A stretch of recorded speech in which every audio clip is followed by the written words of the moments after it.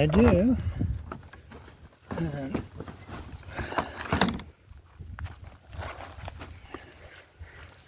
pile them up, and that's my plant material. So there's my plant material. Put that together again, up and down. So my straighten out. My wire goes on next. My expanded metal, and then this is the cover for a pan, and it works really well. I fill up with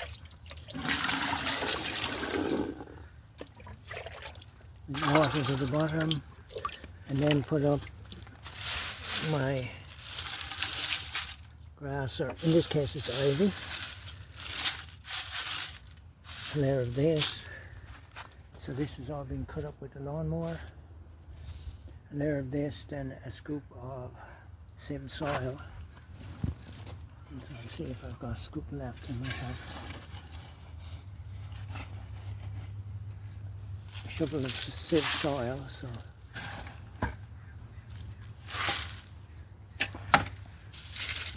a shovel of sieved soil.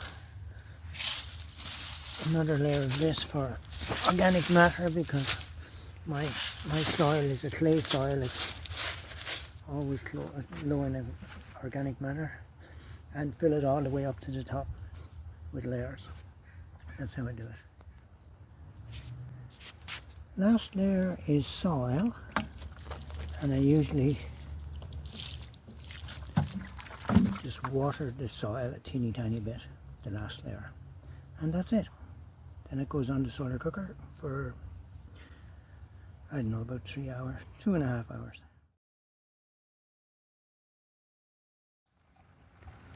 So you can see it says 100 degrees in the middle of the pot. So what happens is kind of interesting. When the pot, so there's water in the bottom here, and there's layers of plant material, soil, plant material, soil, plant material, and the top layer is soil.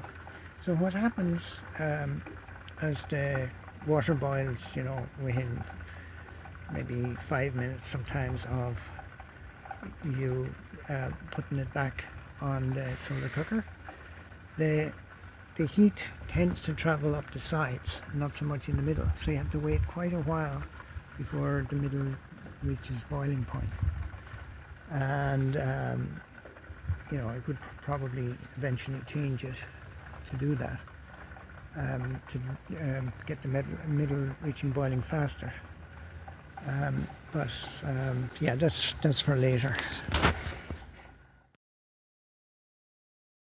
So this is what happens when I take off the lid, and so this is at boiling point. So I just transfer the material, and in this case it's a mixture of mostly ivy, and so it's kind of, if you look, it's kind of almost a slash and burn thing. And this was the last batch from yesterday, and it didn't quite get to 100. I was actually, what was I doing? I missed out on the time when I should have tested it, so I didn't know for sure. So it's probably got to close to 100 one time, and then I just left it in this morning, and I should have come out maybe half an hour ago and tested it. So it's well cooked, really well cooked at this stage. And yeah, so we'll get down to the nitty gritty here, and then we're just going to do a new batch. So it does get wetter at the bottom. When you cook it and recook it, it gets quite wet. But a thing like This is a batch system that I have, and at 670 watts, say, you can imagine what you could do if it wasn't a batch system. You could do a continuous system with a little auger pushing soil and plant material through it, and you could get maybe 3 or 4 or 5 times the throughput in a day. So that would be very interesting to do, but it's not for me to do, it's for someone else. And bear in mind, so water's nearly all boiled off because water was full to the top when I see there's how much tiny amount of water. Water was full to the wire when I started. My plant material. So there's my plant material. So I've used quite a bit of this over the last couple of months in my testing. So these plants, there's a couple of little weeds here, but these have it. These have it mostly from last year. So these are cos lettuce and onions from sets, and there's a little bit in the beans at this end here. Only one scoop, I think. One bucket of this stuff. And what else do we have? This to a depth of about 15 centimeters has it. And there's lettuce coming up now, and there's peas, there's transplanted beans. So this is quite a large area. That's all solar cupped soil. Oh, this is from, I did this yesterday. So this is 9 inches, which is, what's that, about 22 centimeters high. And it's got lettuce I transplanted in, and I'll put something else. So this is the material after being solder cooked. It goes black, and it doesn't seem to slow these things down at all, because I did a test last year. So this is lettuce in solar cooked soil. This is lettuce and beans, so the beans are starting to be quite prolific. All this is solar cooked soil from this year. This is solar cooked soil. This is solar cooked soil. This is a bean plant I'm trying to remediate. It has spider mite damage, and I'm trying to see if I can get rid of the spider mites, because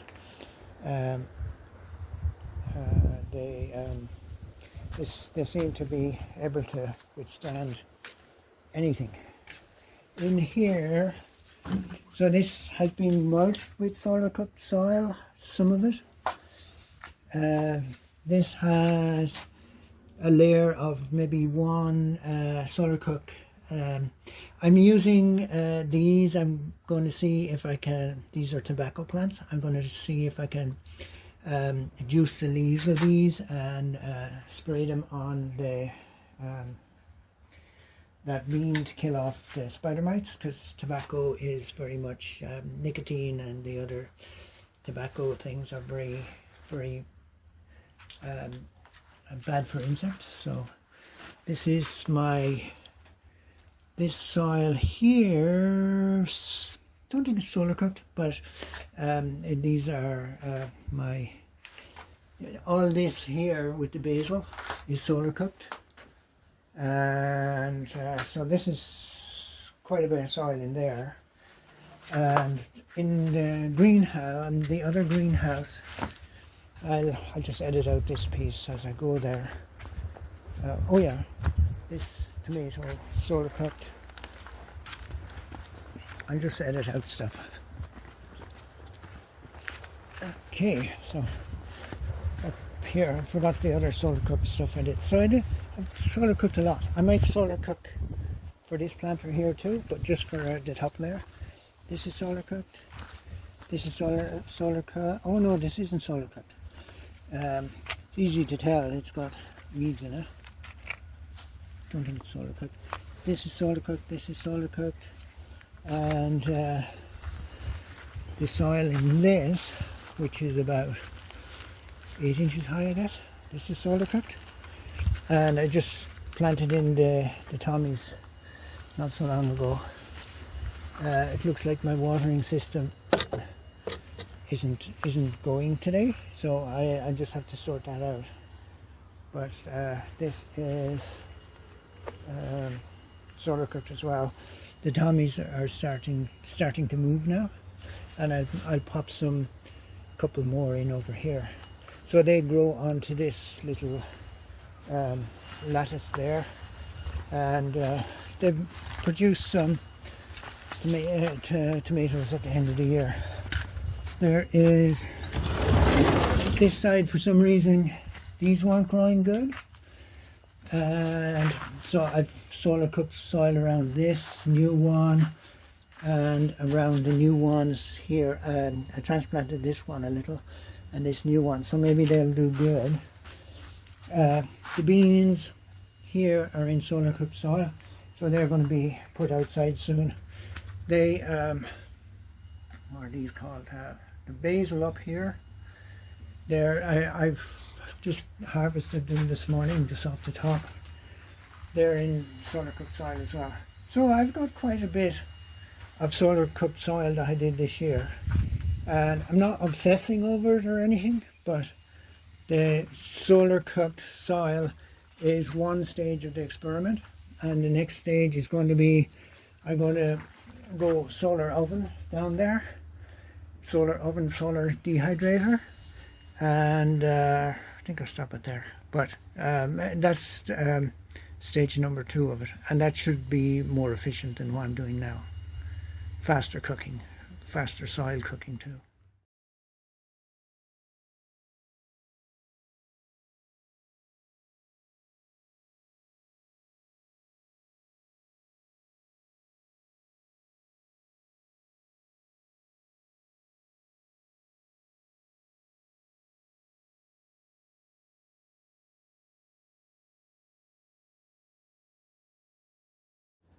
This is the SunScoop, and it turns independently of the this turns independently of the place where the cooking is going to be done. Now I did get there was one day I set up incorrectly, so I got a bit of a burn there, and this is what you do to protect your wood from catching fire. Now, because I've moved this, it's a little off the line of where it should be. It should be right over top of the shadow should be there. And when the shadow is there, this stops. And when the shadow is not there, it'll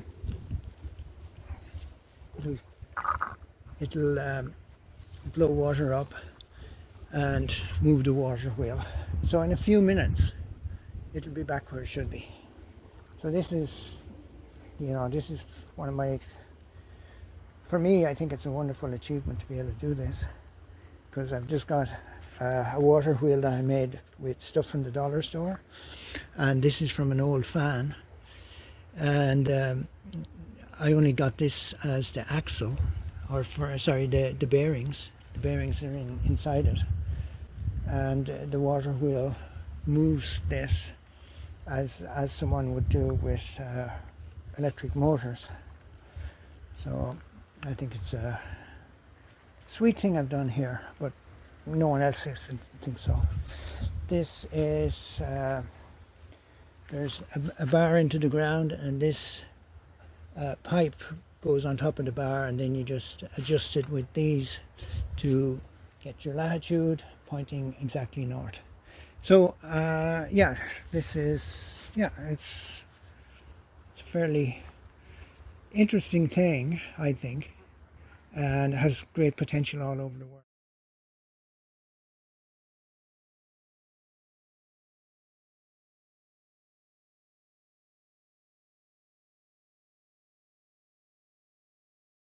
Great potential all over the world. So this is my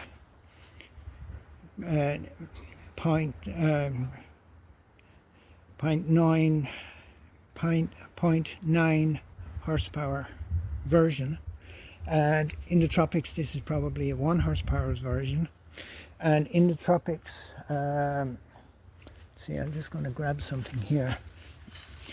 In the tropics, your axis, there's my axis here. In the tropics your axis is more like that, and if your axis is like that, you can have a SunScoop on this end and on this end. So for minimal extra expense, you've got 2 horsepower in a tropical place. So I think it has fantastic potential, and I honestly have no idea why no one else has done it. But anyway, it is what it is, and I'll keep trying to promote it until eventually someone will actually see that it's a good idea. Thank you.